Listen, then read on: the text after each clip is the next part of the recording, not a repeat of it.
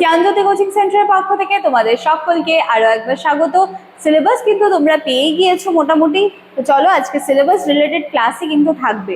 তো তোমাদের যে মেজর পেপার 10 রয়েছে, তো সেই সিলেবাস নিয়ে আজকে একটুখানি আলোচনা করা যাক।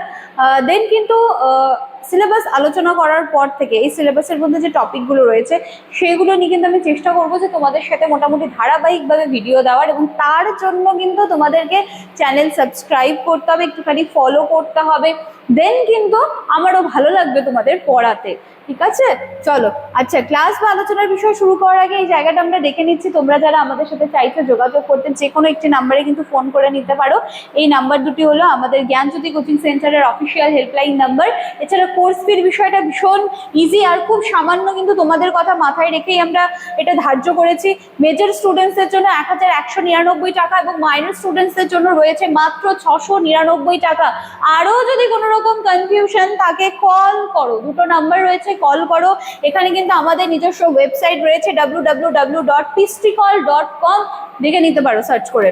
চলো তাহলে আজকে আমরা সিলেবাস নিয়ে আলোচনা করছি।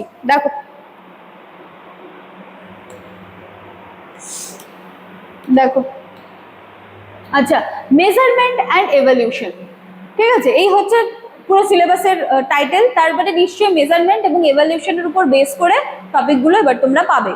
ইউনিট 1 মেজারমেন্ট অ্যান্ড এভলিউশন রয়েছে, যার মধ্যে থেকে দেখো concept and scope of measurement and evolution চাওয়া হয়েছে। মানে মেজারমেন্ট অ্যান্ড এভলিউশনের ধারণা কি এবং তার যে পরিসর রয়েছে, স্কোপ, সেটা জানতে চাওয়া হয়েছে।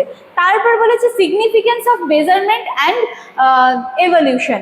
এবার এই যে স্কেলগুলো রয়েছে না, এগুলো খুব ইম্পর্টেন্ট তোমাদের এক্সামের জন্য। ভালো করে স্কেলগুলো দেখবে, ঠিক আছে, ভালো করে স্কেলগুলো দেখবে। Nominal scale, ordinal scale, interval and ratio scale, এগুলো আমি যদিও খুব ভালো করে তোমাদের সাথে আমি ক্লাস করাবো, ভালো করে দেখে নেবে। আচ্ছা, তাহলে ইউনিট 1 কমপ্লিট হয়ে গেল। এবার চলে আসি ইউনিট 2-তে, এভলিউশন ইন এডুকেশন।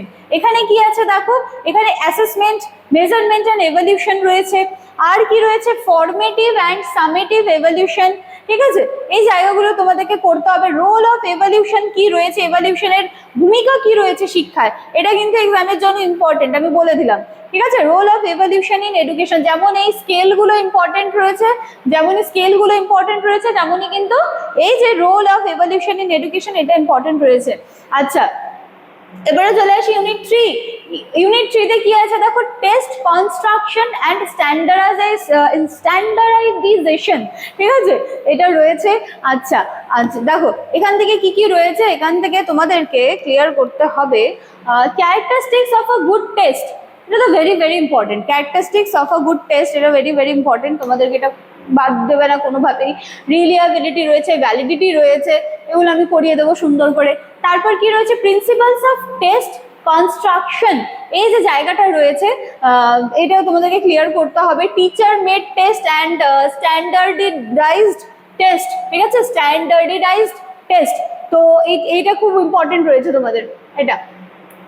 তারপরে হচ্ছে unit 4, tools and techniques of evolution, যার মধ্যে achievement test, diagnostic test, psychological test, এগুলো কিন্তু বিভিন্ন রকম পরীক্ষাগুলোর কথা বলা হয়েছে তোমাদের। তারপরে হচ্ছে পার্সোনালিটি টেস্ট, তো এগুলোও করতে হবে তোমাদের। এখান থেকে দেখো কিছু টেকনিক্সের কথা বলা হয়েছে। অ্যানেকডোটাল রেকর্ড কার্ড, এটাও মোটামুটি কিন্তু আমরা পড়েছি, আমরা স্কুলেও পড়েছি। কিউমুলেটিভ রেকর্ড কার্ড, এই জায়গাগুলো সমস্ত কিন্তু তোমাদের ক্লিয়ার করতে হবে ইউনিট 4-এ। আচ্ছা, ইউনিট 5-এ দেখো কি রয়েছে, প্র্যাকটিকাম রয়েছে তোমাদের।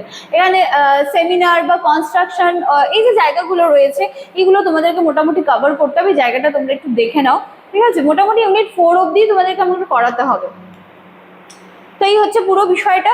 যাদের কাছে সিলেবাস নেই, পড়ানোর মাঝে মাঝে স্ক্রিনশট নেবে, সিলেবাস লিখে রেখে দেবে।